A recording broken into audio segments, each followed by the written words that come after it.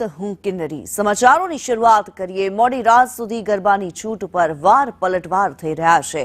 સાંસદ ગેનીબેન ઠાકોર દ્વારા પોલીસ પર આરોપ લગાવવામાં આવ્યા છે। સવારે 5 વાગ્યા સુધી રમવાની છૂટને લઈને સવાલ કરવામાં આવ્યો। માત્ર યુવાનોને ખુશ કરવા છૂટ આપી હોવાનું ગેનીબેન ઠાકોરે કહ્યું છે। કાયદો વ્યવસ્થા જાળવવાની જવાબદારી ગૃહ વિભાગની છે। નવરાત્રિમાં યુવતીઓની સુરક્ષા સુનિશ્ચિત કરે ગૃહ વિભાગ। સાંસદ ગેનીબેન ઠાકોરના આરોપ સામે હવે ગૃહમંત્રી દ્વારા પ્રહાર કરવામાં આવ્યા છે। મોડે સુધી ગરબાની છૂટને લઈ અમુકને પેટમાં દુખવા લાગ્યું। ગુજરાતમાં નહીં તો શું પાકિસ્તાનમાં જઈને ગરબા રમવા? ગયા વર્ષે પણ મોડે સુધી ગરબા રમવા દીધા હતા તેવું ગૃહ રાજ્યમંત્રી હર્ષ સંઘવીએ નિવેદન આપ્યું છે। આ વર્ષે પણ મોડે સુધી ગરબે રમવાનું છે।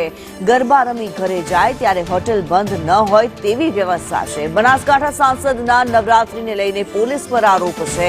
ગેનીબેન ઠાકોરે પોલીસ વિભાગ પર કટાક્ષ કર્યો છે।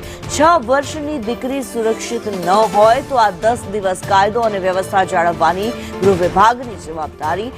નવરાત્રિમાં ગરબાને લઈ સવારે 5 વાગ્યા સુધી રમવાની છૂટને લઈને સવાલો કર્યા છે। ગેનીબેન ઠાકોરે માત્ર યુવાનોને ખુશ કરવા છૂટ આપી છે તેવું તેમણે કહ્યું, પણ ગરબામાં સુરક્ષા અને સલામતી જાળવી રાખવા માટે ગૃહ વિભાગની જવાબદારી હોવાની વાત તેમણે કરી।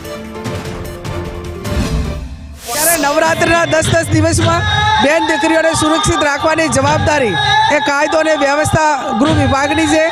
એ 12 વાગ્યા સુધી ગરબા હતા એ બરોબર છે। યુવાનોને માત્ર ખુશ રાખવા માટે કરીને જે 5 વાગ્યા સુધી ગરબાઓની છૂટ આપી છે તો કાયદોનું પૂરેપૂરું કાયદો વ્યવસ્થા જળવાય અને યુવાનો અને યુવતીઓ એ આસ્થા સાથે ગરબા રમે અને કોઈ પણ પ્રકારની બદીમાં ના આવે એવી મા જગદંબાને એમના વતી પ્રાર્થના કરું છું અને એમના માતા પિતા વતી પ્રાર્થના કરું છું। સરકારે તમારા સૌ માટે મોડે સુધી ગરબા રમવા લેવાની છૂટ આપવાની વાત સાંભળીને અનેક લોકોના પેટમાં દુખવા માંડ્યું। એનું શું કરવું? એ ગુજરાતમાં નહીં તો શું પાકિસ્તાનમાં જઈને ગરબા રમવાના મારે? એ મોડા સુધી ગરબા રમવા લેવાના કે નહીં? ત્યારે બનાસકાંઠા સાંસદ ગેનીબેન ઠાકોરે જે પ્રમાણે આક્ષેપ કર્યા છે, 6 વર્ષની દીકરીની સલામતીને લઈને વાત કર્યા છે।